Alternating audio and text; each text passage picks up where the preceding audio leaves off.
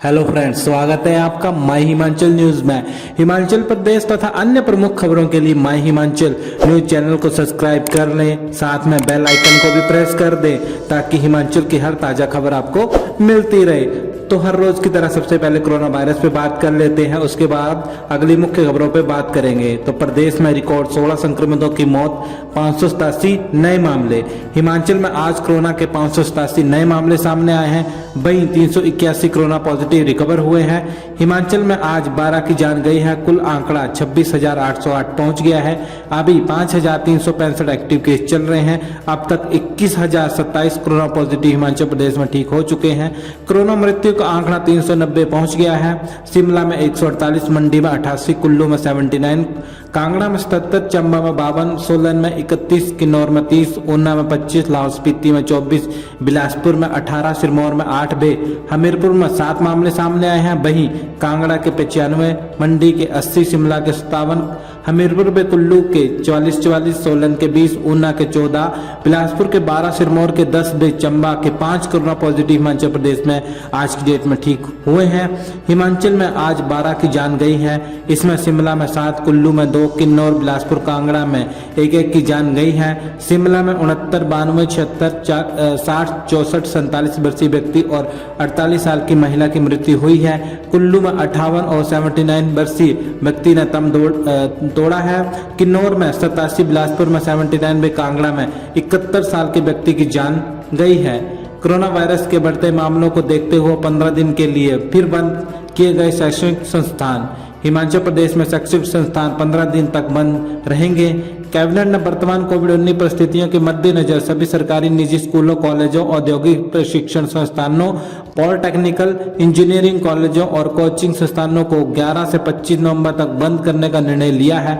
इस दौरान विद्यार्थियों के साथ शिक्षक और गैर शिक्षक भी शिक्षण संस्थानों में नहीं आएंगे। विशेष छुट्टियों के चलते ऑनलाइन पढ़ाई भी बंद रहेगी। अभी तक 87 विद्यार्थी और 215 शिक्षक कोरोना पॉजिटिव आ चुके हैं। ये मुख्यमंत्री जयराम ठाकुर की अध्यक्षता में मंगलवार को हुई बैठक में निर्णय लिया गया है। बता दें, 9वीं से 12वीं कक्षा के लिए 2 नवंबर से प्रदेश के स्कूलों में नियमित कक्षाएं शुरू हुई हैं।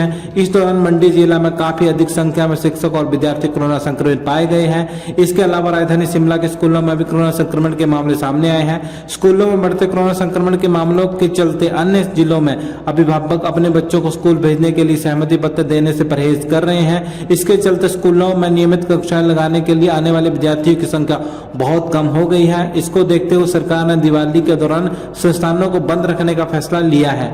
शर्म आती है कि सीयू के मुद्दे के 1 दशक में नहीं सुलझा पाए, सरकार और अधिकारियों पर जमकर बरसे अनुराग ठाकुर। हिमाचल प्रदेश के धर्मशाला में आयोजित दिशा बैठक में केंद्रीय वित्त राज्य मंत्री अनुराग ठाकुर दिल्ली से वर्चुअल शामिल हुए। इस बैठक में पहली बार उनका रौद्र रूप देखने को मिला। अनुराग ठाकुर ने बैठक में शरीफ हुए कांगड़ा के सांसद, विधायक और आला अधिकारियों को सेंट्रल यूनिवर्सिटी के मुद्दे पर सख्त लहजे में नाराजगी जाहिर करते हुए जमकर लताड़ा। साथ ही पिछली सरकारों पर भी जमकर बरसे। इतना ही नहीं, मौजूदा सरकार को भी केंद्रीय वित्त मंत्री ने इस मुद्दे को लेकर खूब खरीखोटी सुनाई।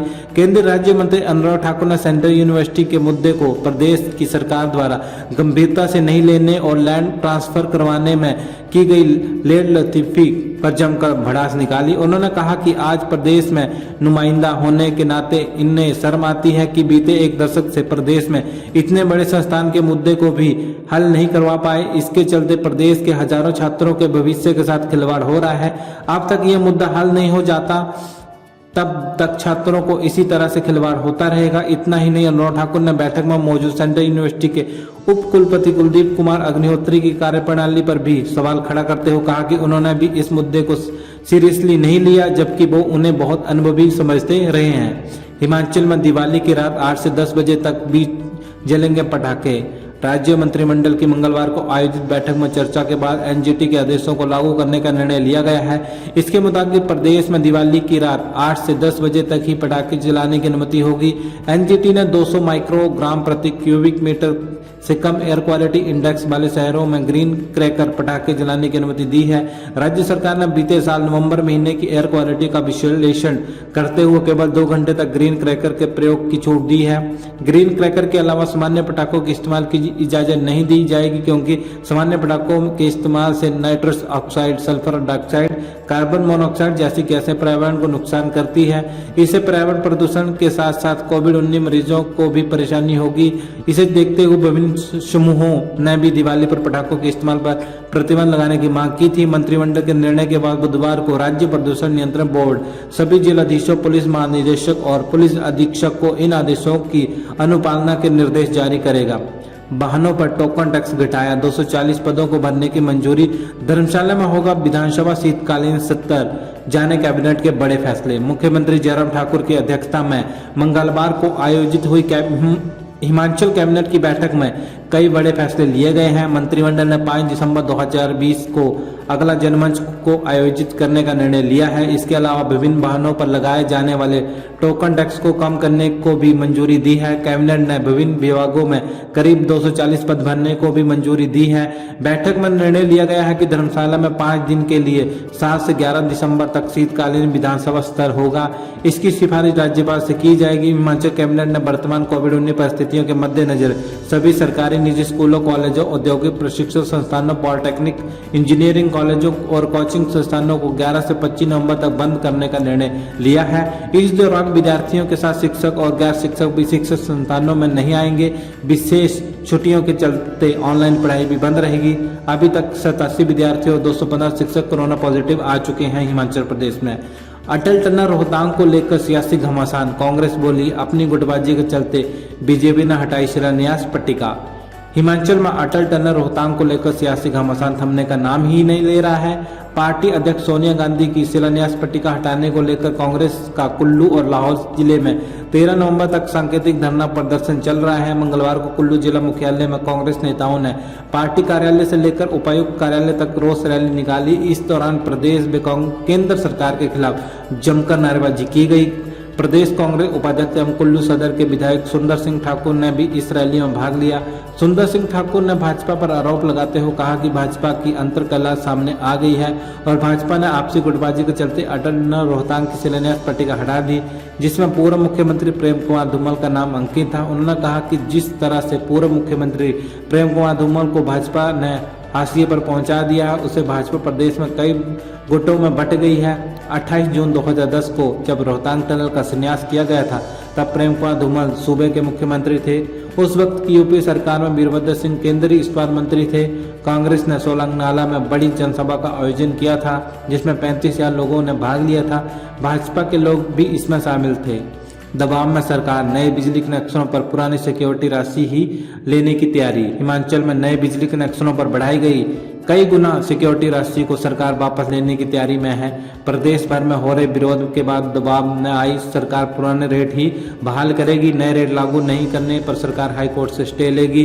मंगलवार को राज्य सचिवालय में पत्रकारों से अनौपचारिक बातचीत में ऊर्जा मंत्री सुखराम चौधरी ने कहा कि बद्दी के एक उद्योग से रिकवरी नहीं होने के मामले में बिजली बोर्ड ने जल्दबाजी में एडवांस कंज्यूमर डिपॉजिट यानी कि सिक्योरिटी राशि बहुत अधिक बढ़ा दिया है। जनता पर इसका बोझ ना पड़े, इसके लिए बोर्ड ने अधिकारी को निर्देश जारी कर दिए हैं। ऊर्जा मंत्री सुखराम चौधरी ने बताया कि बोर्ड को बद्दी का एक उद्योग प्रबंध चूना लगाकर चला गया। इसकी रिकवरी को मामला कोर्ट में पहुंचा। कोर्ट की ओर से टिप्पणी की गई है कि बिजली मीटर के लिए तय सिक्योरिटी बहुत कम है। सीएम और मंत्रियों को 100 ग्राम चीनी के साथ चाय पत्ती भेजेगी हिमाचल कांग्रेस। सोशल मीडिया पर खिल्ली उड़ाने के बाद अब कांग्रेस ने 100 ग्राम चीनी देने के फैसले के विरोध में मुख्यमंत्री और सरकार के तमाम मंत्रियों को 100 ग्राम चीनी के अलावा चाय पत्ती भेजने का फैसला लिया है। पांवटा साहिब दून विधानसभा क्षेत्र के पूर्व विधायक चौधरी करनेश जंग और ब्लॉक कांग्रेस कमेटी अध्यक्ष पांवटा अश्विन शर्मा ने कहा कि सरकार नाकामियों को छिपाने के हथकंडे अपना रही है। प्रदेश में बिजली बसों के किराए बढ़ाने के बाद सहकारी डिपुओं में दालें और सामग्री महंगाई कर दी गई है। अब मात्र 100 ग्राम प्रति व्यक्ति चीनी अतिरिक्त देने के नाम पर प्रदेश के 11 लाख APL कार्ड धारकों को गुमराह किया जा रहा है। इसलिए सीएम जयराम ठाकुर, खाद्य और आपूर्ति मंत्री राजेंद्र गर्ग समेत सभी मंत्री को 100 ग्राम चीनी block Congress committee Paonta Sahib Diwali gift के रूप में बुधवार को शिमला में भेजेगी। साथ ही चाय पत्ती भी भेजेगी। दोनों ने कहा कि सरकार का दिवाली में मात्र 100 ग्राम व्यक्ति को चीनी का तोहफा हास्यास्पद है। कोरोना मरीजों में आईजीएमसी शिमला का आइसोलेशन वार्ड हुआ pack. Indira Gandhi medical college Shimla का आइसोलेशन वार्ड कोरोना पॉजिटिव मरीजों से भर गया है। अस्पताल में स्थिति ये बन गई है कि अब किसी भी मरीज को दाखिले नहीं किया जा सकता। अस्पताल में 82 बिस्तर कोविड पॉजिटिव मरीजों में भर चुके हैं। इसके बाद अब किसी भी मरीज के दाखिल करने की गुंजाइश डॉक्टरों के पास नहीं है। अब अस्पताल प्रबंधन ने अन्य मेडिकल कॉलेजों के अलावा जिले भर से कोरोना पॉजिटिव मरीजों को बेवजह रेफर न करने का आग्रह किया है। इंदिरा गांधी मेडिकल कॉलेज एवं अस्पताल यानी कि आईजीएमसी के इस निर्देश से अन्य मेडिकल कॉलेजों और जिला अस्पतालों में हड़कंप मच गया है। शहर के अलावा पूरे प्रदेश में कोरोना के मामले बढ़ रहे हैं, लिहाजा अन्य इंतजाम न होने से अब आईजीएमसी प्रबंधन के हाथ खड़े हो गए हैं। दूसरी ओर 18 बिस्तर वाला मेक शिफ्ट अस्पताल बनने में भी करीब 2 से 3 सप्ताह का समय लग जाएगा। तो फ्रेंड्स, वीडियो को लाइक कर दीजिएगा, चैनल को सब्सक्राइब कर दीजिएगा, उसके साथ लगी बेल आइकन को भी प्रेस कर दीजिएगा ताकि हिमाचल की हर खबर आपको मिलती रहे। जय हिंद, जय हिमाचल।